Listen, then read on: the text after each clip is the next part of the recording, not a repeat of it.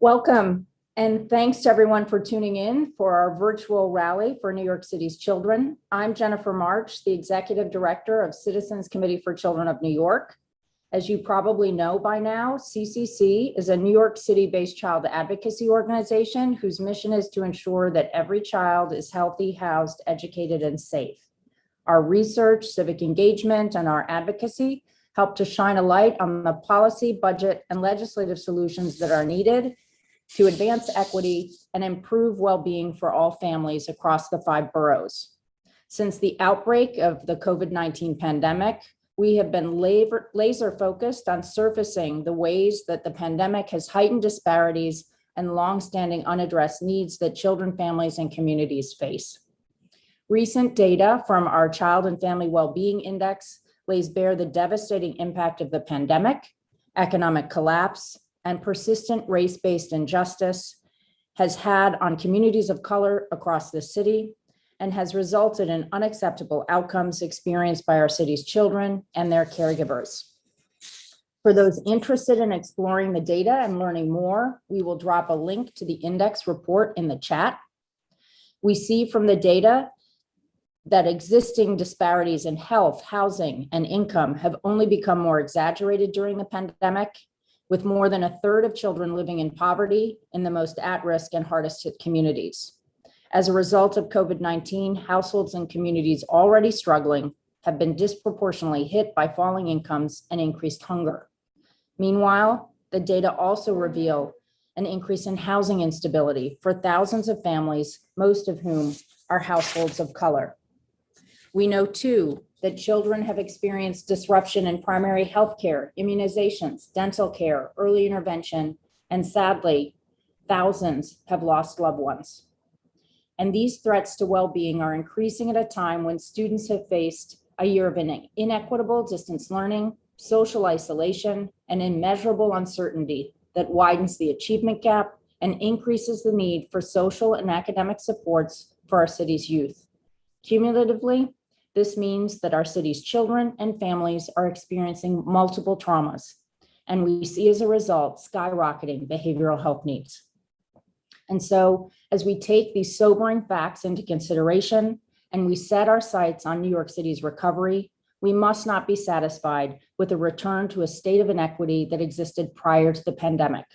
Combating racism and discrimination in all forms must be part of pandemic recovery efforts and result in uprooting long-standing barriers to well-being that are laid bare in this report. Fortunately, we know from over 7 decades of effective advocacy that while the challenges New Yorkers face are significant, solutions are in fact possible. And we have all the information we need to guide us on the path forward. As the mayor and city council negotiate the fiscal 2022 city budget, we come together as advocates, parents, youth, service providers, and policymakers to advocate for a budget that keeps children and families top of mind, understanding that any lasting effort to promote their recovery must be comprehensive and ensure that all communities have the basic resources so that families, parents, caregivers can live, work, and raise their children there.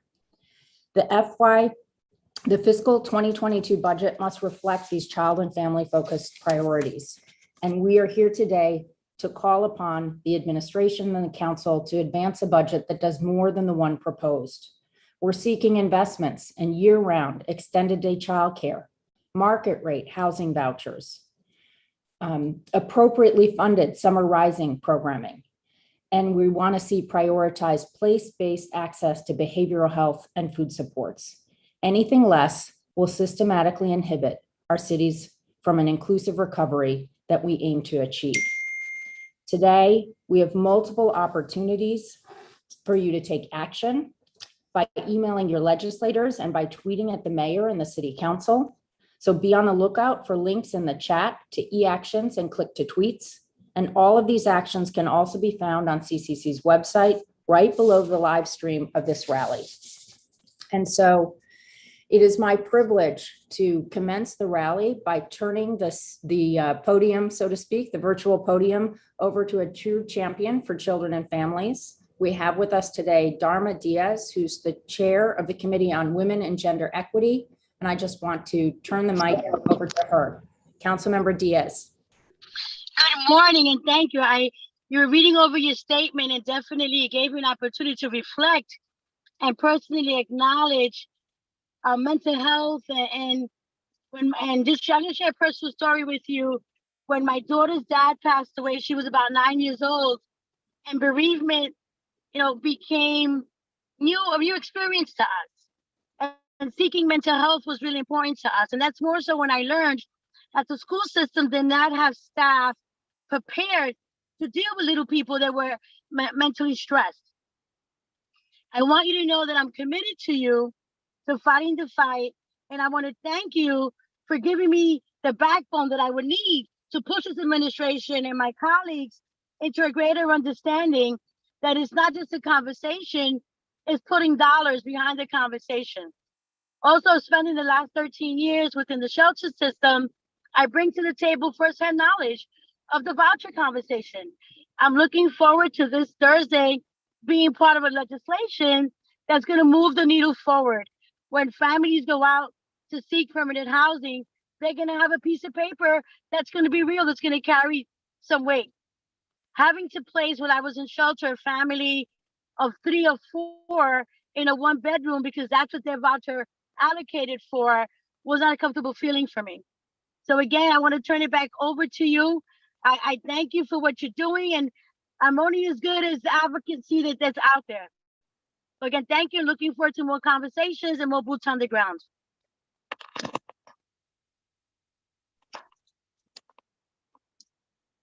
Turning it back over to you. Thank you so much. Thank you so much. Thank you, Councilmember Diaz. Good morning. My name is Raisa Rodriguez. I'm the Associate Executive Director for Policy and Advocacy at CCC. I am excited to be here this morning with you all, pushing our priorities for this fiscal year. It is such an important milestone that we're reaching as we look towards citywide recovery. And no issue, in my view at least, points to what real families are facing on the ground than housing insecurity. We know that housing instability hurts children. We've seen the data. The science is very clear that children in particular, and we have currently 1 out of every 10 public school students experiencing housing instability. We know that this instability hurts children. We see it in their attendance rates. We see it in their graduation rates, in their rates of proficiency. And so, our goal has constantly been to be an independent voice for students experiencing housing instability. Our recent report, I encourage you all to review our recent Child and Family Wellbeing Index report that really illustrates how housing insecurity clusters and concentrates across different areas of our city. New data from the U.S. Census Household Pulse Survey data also points to what we already know, right? It confirms that the pandemic has only compounded housing insecurity. We know Black and Brown households are having and experiencing a more difficult time keeping up with the rent.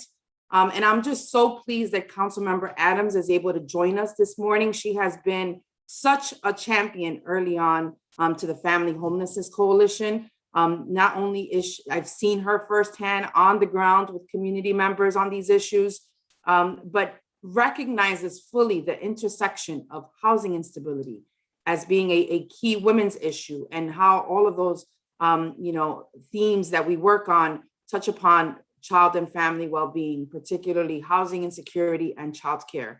Councilmember Adams, thank you so much for joining us this morning. I turn it to you. Raisa, thank you so much for those kind words. It's always a pleasure to see you and to be with CCC. I hope you can hear me. I am traveling as you see, but I couldn't not be with you for this really important virtual rally. So thank you, Citizens Committee for Children of New York, for bringing us all together to focus on so many issues that we still face. It's still a startling and shocking fact that more than 700,000 children in New York City today live in poverty, with children in communities of color at the highest risk. And the CCC's recent report tells us that due to COVID-19, child hunger has increased sharply to 1 in 3 children citywide. That's absolutely unacceptable, and we as a city must take immediate action to address this. And it's not just the issue of hunger. Children in New York City are facing increasing housing instability, lack of access to behavioral health care, and for our young families, a lack of access to year-round childcare. So while we begin to recover from the COVID-19 pandemic, thanks in part to the federal stimulus money we're receiving, we must invest these resources in alleviating the child and family poverty crisis. And one step that would be an enormous help to us, especially when it comes to helping families find a permanent roof over their heads, is increasing the value of rent subsidies to market rate. Soon, the City Council will hold a hearing on Intro 146, which would finally bring the City FEPS vouchers to Section 8 levels. And I'm so proud to be a co-sponsor of this bill, which I believe will finally give families a chance to find the permanent housing they deserve. Right now, we know these vouchers are not working, and far too many children and families are staying in the shelter system as a result. We have to change this by passing Intro 146, strengthening our rent subsidies, and finally supporting our families in need. So once again, thank you, Raisa. Thank you, CCC, for hosting this rally. You know that I stand with you. I support your calls to finally address the plethora of issues facing our children in New York. Thank you all very much for the work that you do. Thank you so much, Councilmember Adams. I think that was such a powerful and important discussion of how all of these issues that impact children intersect. They have been a challenge for families even before COVID, but now we've of course seen so many more challenges exacerbated as a result of this pandemic. We know you're such a champion on so many of these areas in recognition of how we can't just tackle one area, we have to tackle them all at the same time to really raise families and support children. So we so appreciate you being here with us. We also appreciate Councilmember Diaz and all three, Raisa, Councilmember Adams, and Councilmember Diaz have spoken about the extent to which COVID has made it even harder for families to access affordable housing. And one of the other areas that Councilmember Adams just mentioned that is also really tied to the basic needs of families is the crisis in hunger and food insecurity that's been made worse by COVID. Like every part of this pandemic, these challenges have disproportionately impacted Black and Brown children and communities. Even before the pandemic, 1.9 million New Yorkers were experiencing food insecurity, including 1 in 5 children. As we found in our Child and Family Wellbeing Index, during the pandemic, half of New York households with children report that it's somewhat or very difficult to pay for their usual household expenses, such as food, transportation, housing, all the basic things that families need to get by every day. We know New York needs to do more to fight hunger in the city. This means significantly increasing funding for emergency food assistance, but also means investing in community-based organizations that are trusted resources for families, and investing in schools where so many children and adults receive meals. It also means investing in outreach and education so we can bring as many federal resources as possible to New Yorkers who need them. So in the chat, you'll see a link for a Take Action that urges the City Council and the Mayor to support efforts to fight hunger. Please take a moment to send a message to your representatives. And hunger and housing and all the issues we've been talking about are just some of the enormous stressors that more and more children have experienced because of the pandemic. They've also been facing a year of isolation, anxiety, loss of loved ones, and disrupted learning. All this has taken a huge emotional toll on young people. Even as mental health needs have risen, fewer children have been able to access services. The result, which we see both in the data and in the experiences of families and providers on the ground, is a surge in children presenting in hospitals and emergency rooms with severe psychiatric distress. That's why it's so important that we increase investments for behavioral health supports in the city. One particularly important resource is the City Council's mental health initiatives. For years, these flexible programs have used non-traditional community-based settings to help identify children and families in need and offer them developmentally appropriate services. Initiatives like Children Under 5 provide therapeutic support to young children who've experienced trauma, while Court-Involved Youth supports programming that helps identify teens with criminal justice involvement who require mental health services. Unfortunately, most of these initiatives took a 15% cut last year.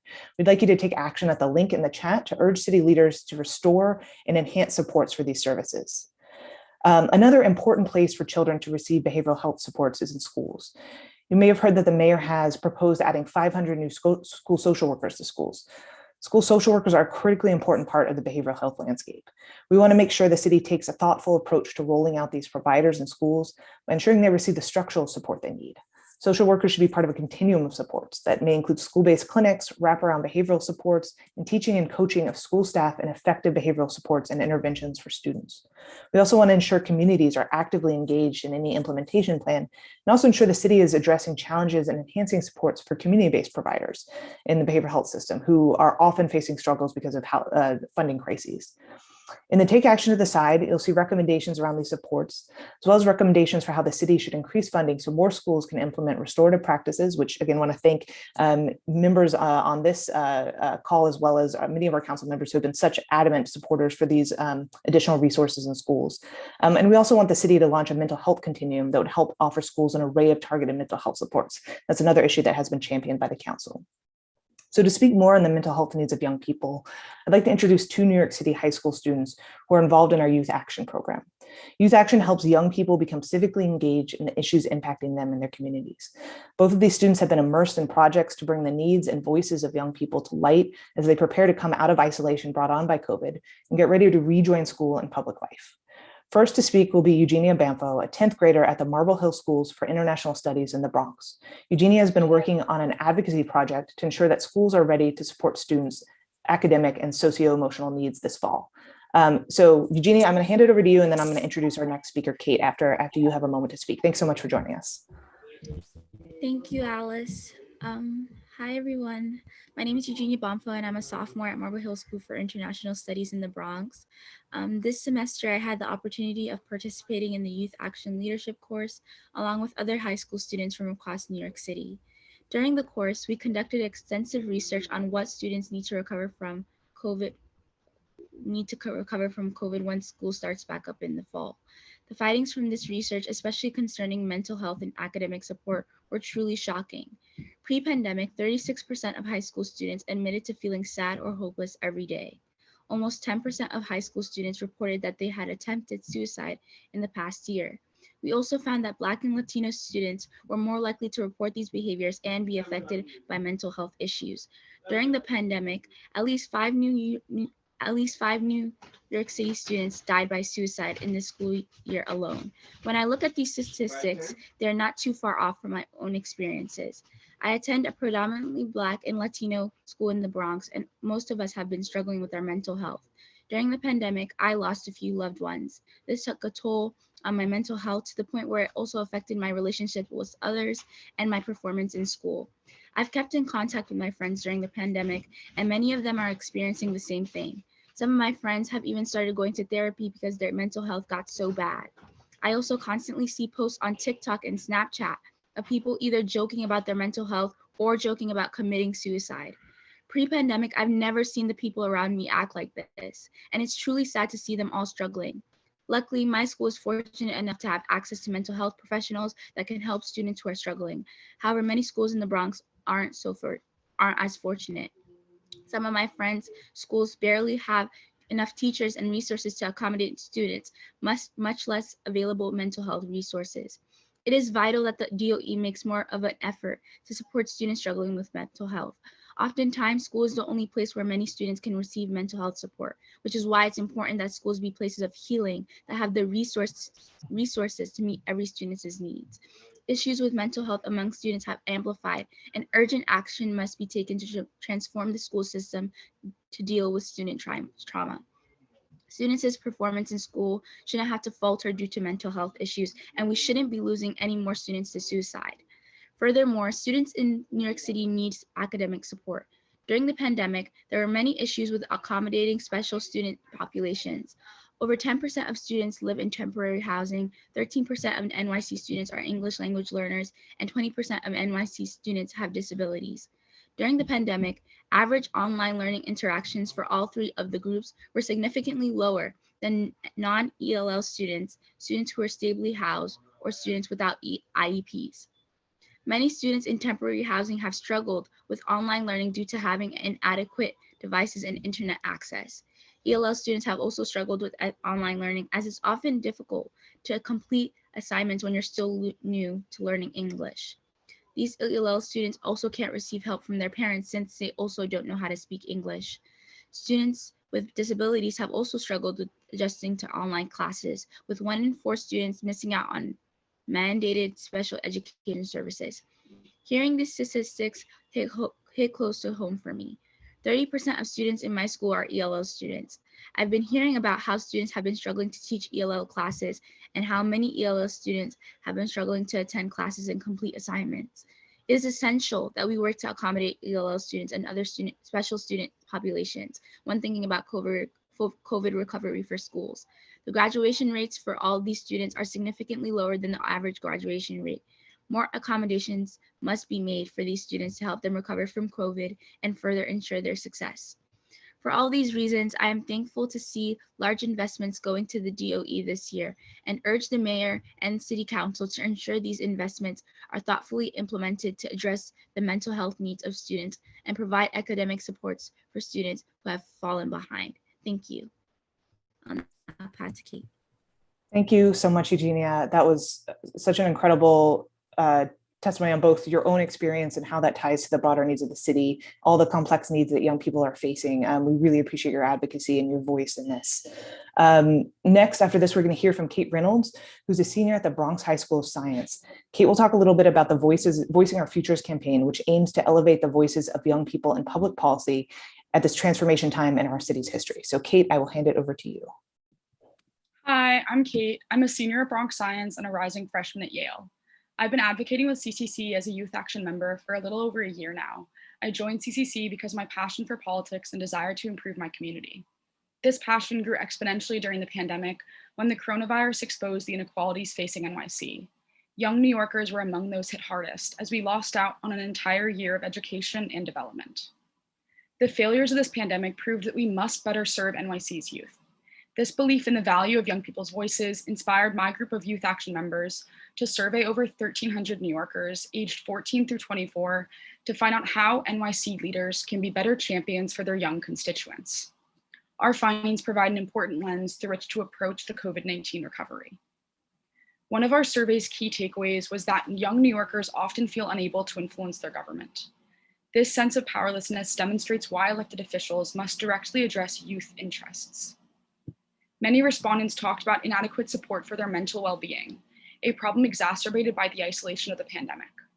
Unfortunately, 58% of the respondents who reported needing mental health services said they received none. After COVID, NYC must prioritize youth mental health by investing in more school staff to support students' behavioral health needs, improving education around their emotional well-being, and increasing access to community organizations and public spaces where youth can find support or just relax. When asked about what resources they wanted, respondents often desired more access to job opportunities, career exploration, and financial literacy.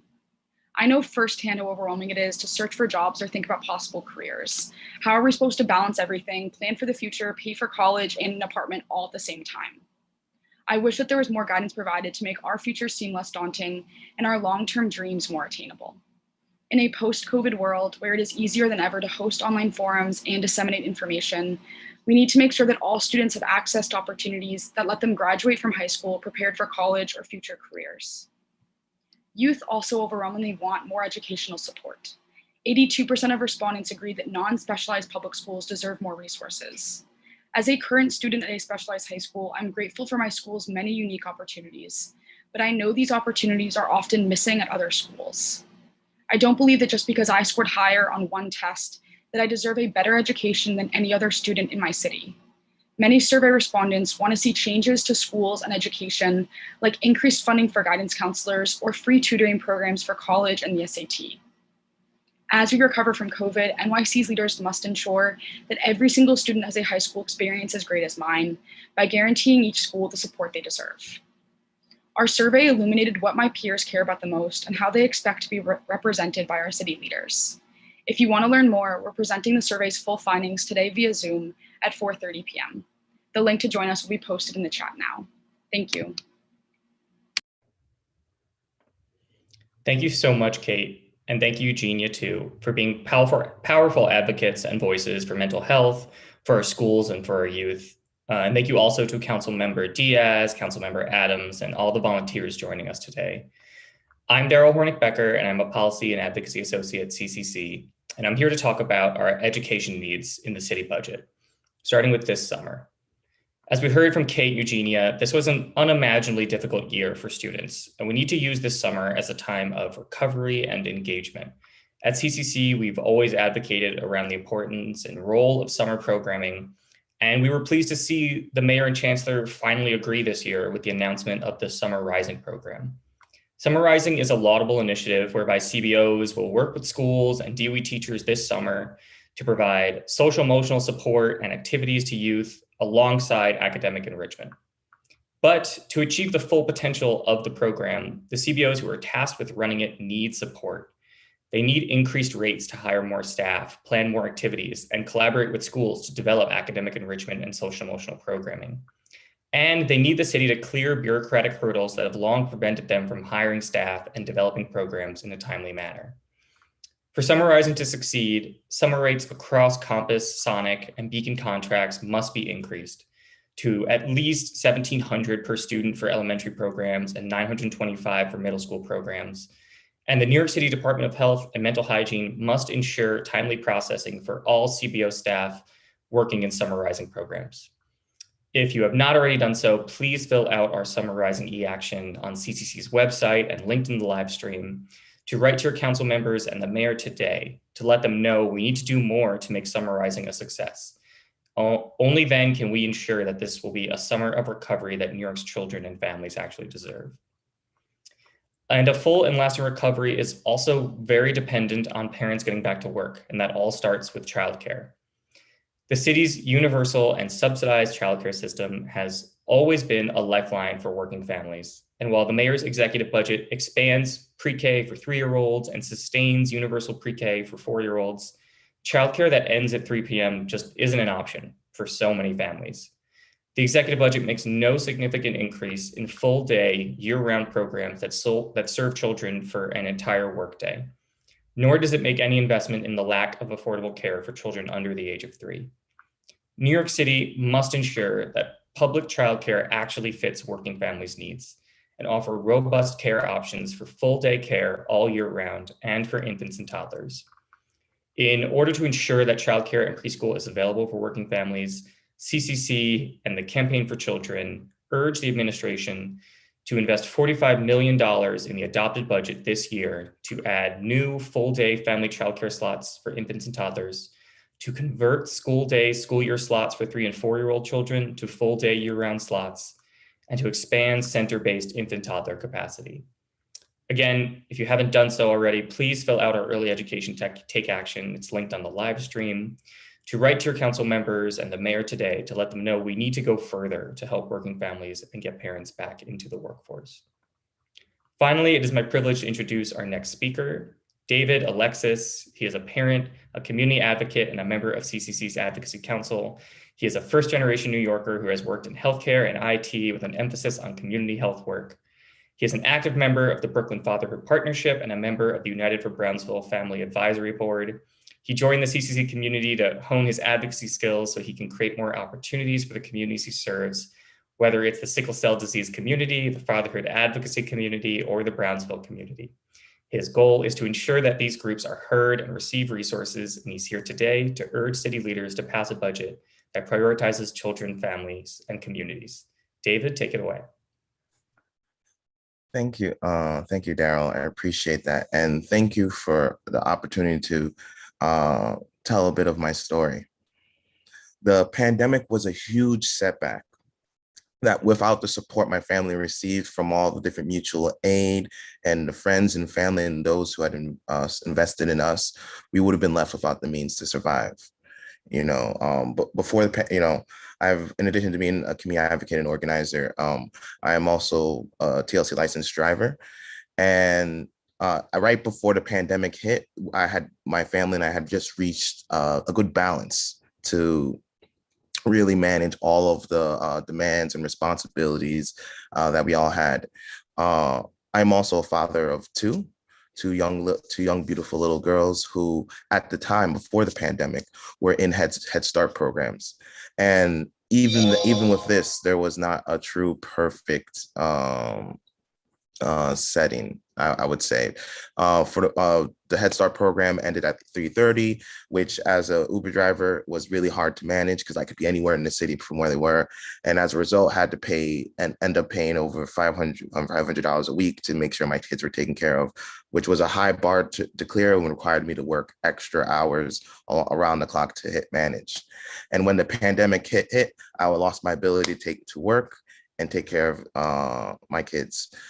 Since my wife has sickle cell disease and my daughter and I have asthma, we were not so easily able to get back into the thing of things or manage things as well when over the course of the pandemic. We were I was not able to easily access my kids were not able to go back to school. We tried to manage things remotely, which was it was a very interesting experience that left my kids not being able to really access the same level of education and opportunity to socialize that they had before. It is honestly going to school and playing with their friends and being out. My kids were forced to be inside indoors for over a year. After losing work, having to manage, I was forced to take odd jobs, took advantage of a lot of the mutual aid programs that are around. In addition to being involved, I actually my family, we took advantage of those meal programs that were being offered at schools to manage, to make sure that we had enough to eat and make sure that we're able to divert what little funds we had to keep up with the bills, of course. Personally, I wasn't even able to find anything stable, any stable work until December of the end of the year. And getting through that period of just turmoil, overturn, I actually personally had to take advantage of counseling that was actually offered by one of the driver groups I'm affiliated with, to allow for, to help manage the stress, the worry, the heartache, I think that many of us had experienced during the pandemic. And from that point in time where we thought we were actually going to be able to get a stable setting and be able to really, truly manage things, we without a lot of the lesson and support that we we wouldn't even been able to keep afloat, stay in our home, be able to, I have no idea what we would have been able to manage otherwise. But while we were able to break through and manage things, my children's education has been truly pushed back and set behind without having regular access to their education courses over the course of the year, to not being able to access healthcare easily, the counseling, special education support that one of my daughters actually was receiving from beforehand, and then just the childcare aspect of things too has at times been overwhelming and insurmountable. It's just so critical that we get more investment and support to take proper care of our families and children, because I can say personally, without what I was able to receive from the goodwill of many others in my community, I would not have been able to be here today to speak to you in the way that I am now. So please, for all of you who are listening, let's come together. Let us do everything that we can to make sure that we are able to have better, because I think each and every one of us deserves more. Thank you. Thank you so much, David. Thank you for telling your story. And unfortunately, it's the story that's not unique for so many parents in the city. And it's for all the reasons you said, those are all the reasons that we need action today. Our next speaker, Diana Lomangi, is a parent, writer, and community activist from Queens and a member of CCC's Advocacy Council. I've also had the privilege of advocating personally with her in Albany, and she is a powerful advocate there as well. Her work centers around motherhood, culture, and raising multilingual children. She's the host of a podcast, Parenting and Politics, and is a nonprofit professional with with deep connections to the children and child-serving organizations of New York City. She's here today to speak to you as a parent leader and child advocate. Diana, take it away.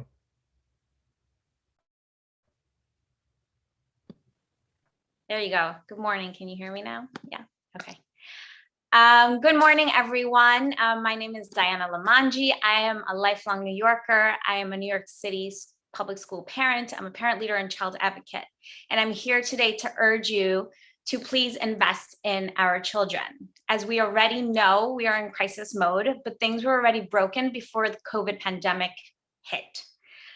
COVID simply exacerbated and shined a light on the broken systems in our city and in our country. For far too long, we have accepted things that are simply unacceptable. It is unacceptable that in a city as wealthy as New York City, we have children and families who are homeless. It is unacceptable that in a city like ours, some children go to bed hungry, and it is unacceptable that our children do not have what they need to thrive. I want to talk specifically today about the childcare needs of working parents. Childcare advocacy, as Darryl mentioned, is something that I do professionally, but today I want to share a little bit about my personal story. I'm a mom of 2 children. I live in Queens. My children are 10 and 4. And in the 10 years that I have been a mom, childcare has always been an issue, right? When I started doing the numbers, I realized that pretty much my entire paycheck was going to go to paying for infant care. And if it hadn't been for my mother who stepped up to care for my newborn, it wouldn't have made financial sense, which is unfortunately something that a lot of mothers particularly struggle with, right? Because the truth is that childcare is most of the time left to moms. So finding affordable childcare for infant care, finding affordable, after school care when your children are in school, finding affordable summer camps, finding coverage for those days when New York City public schools are closed, but parents still have to work, something like Veterans Day or an election day. I'm sure parents know what I'm talking about. It's a puzzle that parents struggle with, and agonize and stress for months before it's happening. In January or in December, we start looking at summer camp options and what is available in our communities and what is affordable as well, because the truth is it's expensive. So we as mothers, especially, we scramble to make childcare work, a lot of times relying, like I mentioned earlier, on family and friends. And the childcare sector has been in crisis before COVID, right? COVID just brought it to a breaking point. My daughter's childcare center closed permanently during the pandemic, which was completely heartbreaking.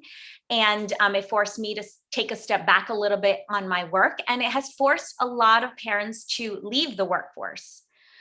So we must ensure that all working parents have the childcare that they need in order to work, and especially low-income families and parents of color, who, as we've already mentioned, are often the hardest hit. And we need that childcare to be in their communities, right? The childcare sector was already in crisis, and childcare deserts, communities where there is no childcare, a long wait list to programs where parents can't find the care that they need. And also the timing of the program, as David mentioned earlier, when your child gets out of school at 3:00, but you have to work until 5 or 6 o'clock, or you're an essential worker and you have to work all these different schedules, the childcare that exists currently doesn't work for working parents. So New York City must ensure that publicly funded childcare actually fits the needs of working parents, right? And what that means is a robust care system with full day care, really full day care, and year-round care, so that parents aren't left scrambling and trying to figure out how they're even going to pay for, sometimes really expensive summer programs. And what we need is political will. We need our elected officials or city council members to invest in our children, because investing in childcare is not only essential to supporting our families and our working parents, but it's essential to our city's economic recovery. Childcare is the work that allows other work to happen, right? Essential workers, if they're parents, they can't work if they can't figure out what to do with their kids. So I'm super excited about Summer Rising, by the way. So the time is really now. We are, COVID just slapped us in the face and we were kind of talking about this on the outskirts, but now it's here. We have this opportunity. So I want to urge you to invest in our children and invest in our recovery and support the working parents of New York City. Many parents have left the city because it's been so incredibly hard. I am here. I want to stay here and raise my family here. And I think that we have the means to make New York City a truly affordable and a safe and family-friendly city, but we really need to invest in our children. I know that New York City can become an example for the rest of the country, and I urge our city council to lead the way in this moment. Thank you. Thank you. As I close out today's virtual rally, I want to thank Councilmember Diaz and Adams. I want to thank the parent and youth advocates that joined us today. You're incredible champions for children, youth, and families. Eugenia, Kate, David, Diana. I want a special shout out to the CCC team, to Laura, to Carlos, to Alicia, to Risa, to Alice, to Daryl. And I want to thank all of our volunteers and New Yorkers at large that have joined us today. As we've heard over the past 45 minutes, the pandemic has impacted the lives of children and families in New York in so many ways, and there are many important opportunities in this budget to invest in the supports and services that meet their immediate needs today and that actually put us on a path to recovery. Specifically, CCC and our fellow advocates are calling on city leaders to leverage federal stimulus dollars as they negotiate the adopted budget for fiscal 2022 and ensure that we go farther than the budget that was proposed just a few weeks ago. First, we need the Summer Rising initiative needs to include sufficient resources for CBO planning, increase rates to support staff and services to effectively develop and deliver summer programming. Second, behavioral health funding must address the crisis level needs of children, adolescents, and their caregivers with additional investments to strengthen community-based organizations and ensure a full continuum of services in schools and facilitate relationships between schools and community-based programming. Third, we need the value of city rent subsidies to be increased to market rate to both prevent homelessness and to increase the housing security among families with children that should exit shelter quickly.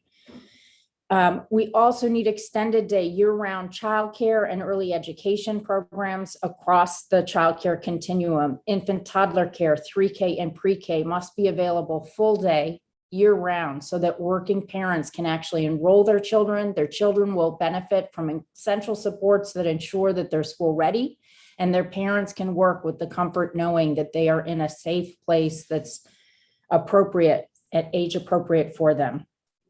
We also need investments in early childhood special education, and we need to make sure that the money that is allocated in this budget addresses the shortage of services for preschoolers with disabilities. And we need to extend salary parity to this population of teachers. And finally, we need anti-hunger initiatives that are place-based, embedded in schools and communities where children and families naturally find themselves. We hope that you continue to advocate with us in the coming weeks as decisions are being made on this budget. It's expected that it will be adopted, as it is every year, in June. So I encourage you all to take advantage of the e-actions that we shared with you today, disseminate them to your friends, disseminate them on Twitter. And I thank you all for joining us. It's really heartening to know that we're all in this together and that New York City has a fundamental opportunity to put children and families front and center as we move forward on the path to recovery. Thank you.